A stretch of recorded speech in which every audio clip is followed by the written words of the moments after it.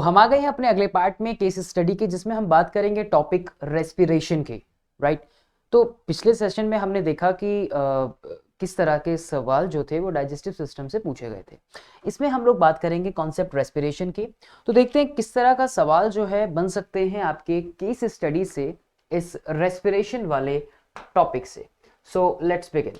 यहाँ पे सबसे पहले हमारे पास अगेन जो केस स्टडी की बात की गई है, read the following and answer the question from 1 to 5। तो लगभग आपको 4 से 5 क्वेश्चन जो है वो केस स्टडी वाले पैटर्न्स में या केस स्टडी वाले क्वेश्चन में आपको मिलेंगे। अब इसी तरीके से फिजिक्स में भी, इसी तरीके से केमिस्ट्री में भी आपको देखने को मिलेंगे।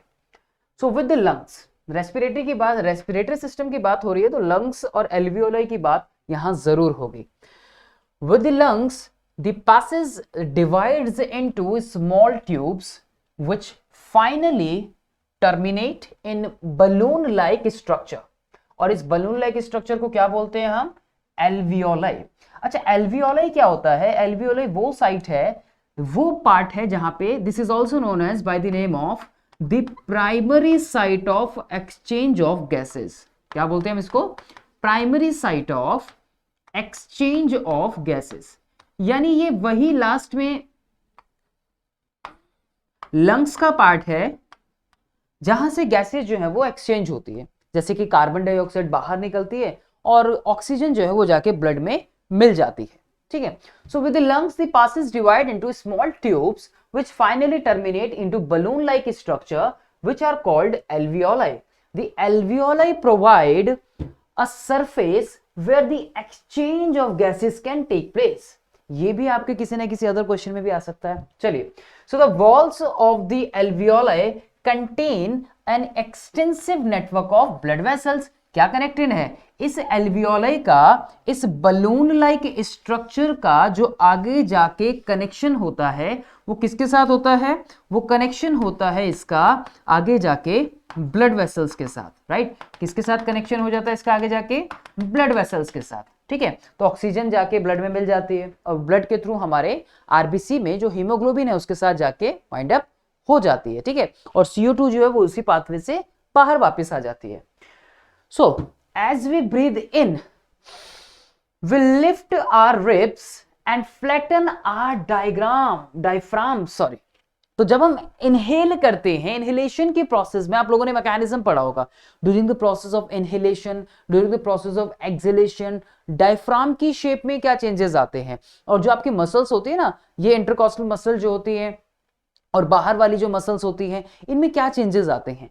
तो ये सवाल भी यहां बन जाते हैं। And the chest cavity becomes large lift. जो चेस्ट कैविटी होती है जिसे हम थोरासिस कैविटी के नाम से भी जानते हैं, इसे हम क्या बोलते हैं? और थोरासिस कैविटी भी यहां पर लिखा आ सकता है। अच्छा, ये मैं क्यों लिख रहा हूं? ये मैं इसलिए लिख रहा हूं कि मान लो कि अगर सवाल आपका जो पैराग्राफ आए उसमें आपके एग्जाम में वहां पे चेस्ट कैविटी ना लिखा है, थोरासिस कैविटी लिखा आ जाए, तो वहां आपको कंफ्यूजन ना हो, इस वजह से मैं यहाँ पे पहले आपको बता दूं।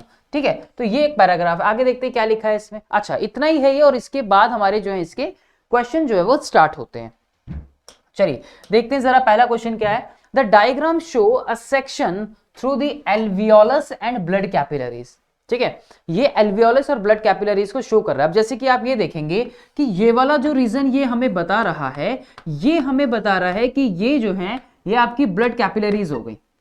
ठीक है। ये क्या हो गई हमारी? ये ब्लड कैपिलरीज हो गई। ठीक है। मैं इन शॉर्ट लिख रहा हूं कैपी।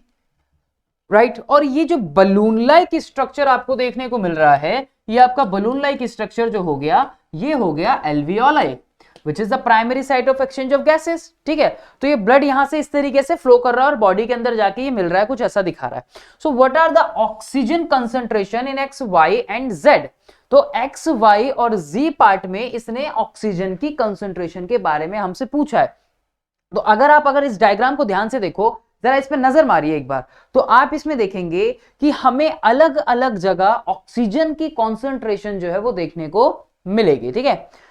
तो जैसे एक्स रीजन अगर हम यहां पे देखें तो एक्स रीजन क्या होगा? अभी तो ब्लड यहां पे फ्लो कर रहा है, अभी तो फ्लो कर रहा है। राइट। और यहां पे अगर हम देखें तो ये वाली जो पार्ट है, अगर मान लीजिए कि अगर हम इनहेलेशन कर रहे हैं, ठीक है, तो अब ये देख रहा है कि यहां दिखा रहा है कि यहां से ऑक्सीजन आएगी और यहां से ब्लड जो है वो फ्लो करेगा, ब्लड फ्लो कर रहा है ना, ये यहां से आया, यहां से आते आते ये ब्लड जो है वो फ्लो कर गया, मान लीजिए आपके बॉडी के अंदर गया। तो यानी कि जब यहां से इस बलून लाइक स्ट्रक्चर से कॉन्सेंट्रेशन होगी जो ऑक्सीजन की, जब हम इनहेलेशन कर रहे हैं तो यहां कॉन्सेंट्रेशन कैसी रहेगी, बहुत ज्यादा हाई रहेगी। कैसी रहेगी, जब हम इनहेल कर रहे हैं तो हमने एयर को अंदर भेजा, तो जब एयर को अंदर भेजा तो एल्वियोलाई में कंसंट्रेशन कैसी हो गई, ज्यादा हो गई। तो यानी कि वाई वाला जो पार्ट है, वाई वाले पार्ट में आपकी कंसंट्रेशन कैसी हो जाएगी, ज्यादा हो जाएगी। और ऑब्वियस सी बात है, जब आप यहां से ऑक्सीजन को भेजोगे, जब यहां से जाएगी तो आपकी ब्लड के अंदर भी कैसी हो जाएगी, कॉन्सेंट्रेशन हाई हो जाएगी। ठीक है, हाई हो जाएगी। तो देखो वाई में हाई और जी में भी कैसी हो जाएगी, हाई हो जाएगी। तो देखो वाई में हाई और जी में कैसी हो जाएगी, हाई हो जाएगी। अभी हमने इनहेलेशन जैसे हमने नहीं किया, इस रीजन में हमें हाई देखने को मिलेगी। इसका मतलब अभी तो ब्लड फ्लो ही कर रहा है ना यहाँ पे, ठीक है, यहां से अभी मिली नहीं है ना एयर उसके अंदर, और ब्लड की डायरेक्शन ये वाली है, ब्लड की डायरेक्शन ये वाली है। अब जैसे ही यहां मिलेगी तब यहां पे कॉन्सेंट्रेशन इसकी हाई होगी, लेकिन इस रीजन में कैसी हो जाएगी, लो हो जाएगी। राइट, आई होप कि आपको ये चीज अच्छे से समझ आई हो। ये पूरा का पूरा जो क्वेश्चन है ये आपका किसके ऊपर बेस्ड है, ये आपके उसी मैकेनिज्म के ऊपर बेस्ड है ना। एल्वियोलाई अभी हमने पढ़ा कि this is the primary site of exchange of gases, तो यहां से वो निकाल रहा है। ठीक है, यहां से ये जो डायरेक्शन है इसकी हमें देखने को इस तरीके से मिलेगी।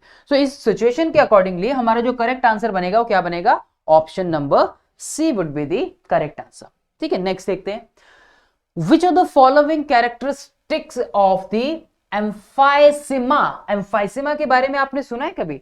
एम्फाइसीमा जो है एक तरीके का क्रॉनिक डिसऑर्डर होता है। अब जैसे कि जो कोई भी इंडिविजुअल अगर बहुत ज्यादा जो है वो पॉल्यूटेड एरियाज में रहता है, मान लीजिए बहुत ज्यादा वो पॉल्यूशन के अंदर रहता है, ठीक है, या फिर वो इंडिविजुअल जो है हो सकता है कि वो मान लीजिए टोबैको का सेवन करता है बहुत ज्यादा।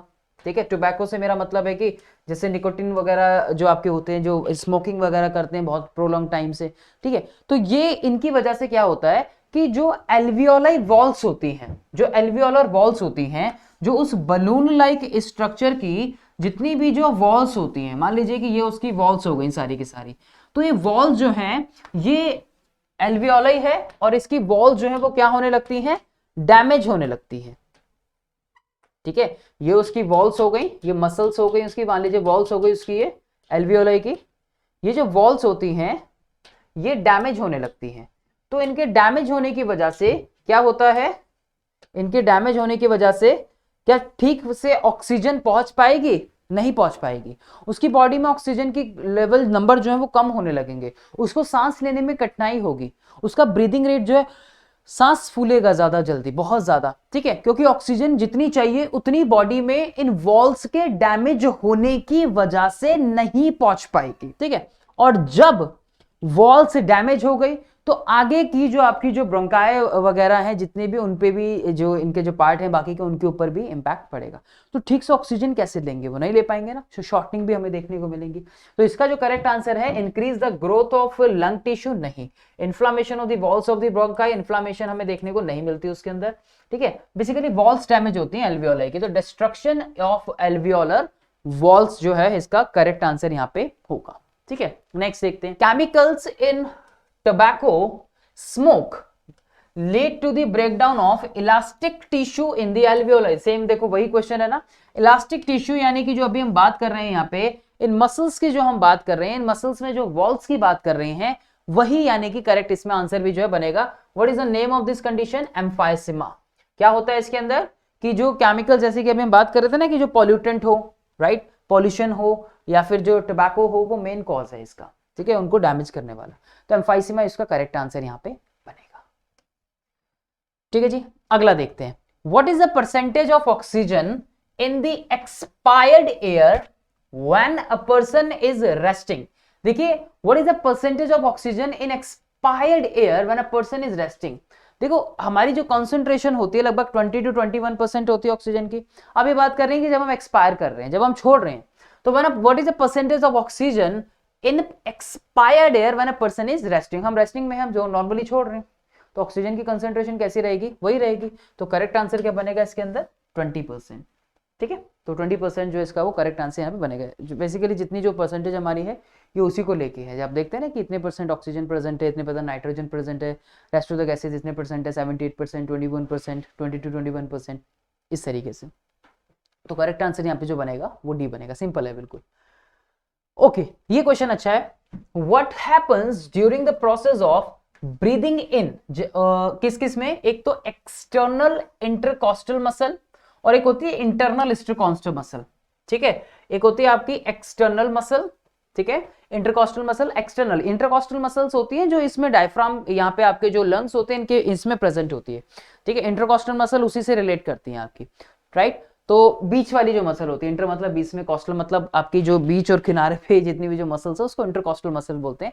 अल्टीमेटली आपको इतना ध्यान रखना है कि वो आपके रेस्पिरेटरी सिस्टम से रिलेट करती है। अब सवाल क्या है, इधर उधर की बातों पे ना जाते हुए हम आते हैं कि ब्रीदिंग इन के टाइम पे क्या होता है। जो जब ब्रीदिंग इन करते हैं, जब हम इन कर रहे हैं तो ऐसे में क्या हो रहा है कि जो हमारी रिब्स होती हैं, क्या होती हैं? जो रिब्स होती हैं, रिब्स क्या होती हैं? जो बोन्स हैं, जो आपका जाल है पूरी की पूरी रिब्स का, वो क्या हो रहा है? ऊपर की तरफ आ जाता है। जो प्रोटेक्ट कर रहा है बेसिकली लंग्स को हमारे, वो रिब्स हो गई। तो ब्रीदिंग इन के टाइम पे क्या हुआ? रिब्स ऊपर की तरफ आ गई, यानी कि जो थोरासिस कैविटी है, जो चेस्ट कैविटी है, वो क्या हो गई? वो देखो एक्सपेंड कर गई एक तरीके, मतलब फूल गई, इंक्रीज हो गया उसमें। इंक्रीज क्या हो गया? लंग्स के अंदर जो एयर की वॉल्यूम है वो इंक्रीज हो गई, जिसकी वजह से ये बाहर आ गई।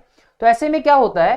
जो डायफ्राम होता है, that is basically that is like कि किसी चीज में हवा भर दी भाई और हवा निकाल दी, डायफ्राम कुछ इस तरीके से। ठीक है, तो ऐसे में क्या होगा कि ये जो मसल्स हैं, डायफ्राम में क्या चेंजेस आएंगे? डायफ्राम जो है, जो एक्सटर्नल इंटरकॉस्टल मसल होती है, ऐसे में कॉन्ट्रैक्ट करती है। जब हम इन कर रहे हैं तो क्या करती हैं? ये कॉन्ट्रैक्ट करती हैं। जबकि जो इंटरनल वाली मसल्स होती हैं, ये कौन सी वाली? Internal intercostal muscle, internal intercostal muscles, ये रिलैक्स हो जाती हैं। क्या हो जाती हैं? ये रिलैक्स हो जाती हैं। ठीक है, राइट। लेकिन ये तो हमारे से पूछा नहीं, ये सिर्फ आपके नॉलेज के लिए। तो ये कॉन्ट्रैक्ट करती है, नंबर एक बात कॉन्ट्रैक्ट करती है। और जो डायफ्राम है आपका, ये डायफ्राम कैसा हो जाता है? फ्लैटन इन शेप हो जाता है। जब मैं ऊपर देखो, डायफ्राम यहाँ पे है, ठीक है, ये डायफ्राम है, चेस्ट ऊपर आई तो डायफ्राम कैसे आ जाएगा? ऊपर आ जाएगा। ठीक है, तो फ्लैट हो जाएगा। जब हम एक्सेल करेंगे तो एक्सेल करने पे क्या होगा? डायफ्राम जो है वो कैसा हो जाएगा? ब्रीदिंग इन पे तो वो हो गया फ्लैटन, ठीक है, और जब हम आउट करेंगे, ब्रीदिंग आउट करेंगे तो कैसी शेप बना लेगा? आर्क शेप बना लेगा, या फिर इसको हम डोम शेप का नाम भी देते हैं। ठीक है, आर्क या फिर डोम शेप बना लेगा ये। ठीक है, आर्क हो जाएगी या फिर डोम शेप हमें इसमें देखने को मिलेगी। ठीक है, आई होप कि आपको ये चीज समझ आई। तो इसके अकॉर्डिंगली जो करेक्ट आंसर यहां पे बनेगा वो बनेगा आंसर नंबर बी। ठीक है, चलिए नेक्स्ट क्वेश्चन देखते हैं। ओके, तो ये कुछ सवाल थे जो हमारे केस स्टडी बेस्ड ने, किससे? टॉपिक रेस्पिरेशन से। अब हम बात करेंगे अपने अगले लेक्चर में, जिसमें हम बात करेंगे कुछ अनदर टॉपिक की। तो अभी के लिए इतना ही। Thanks for watching.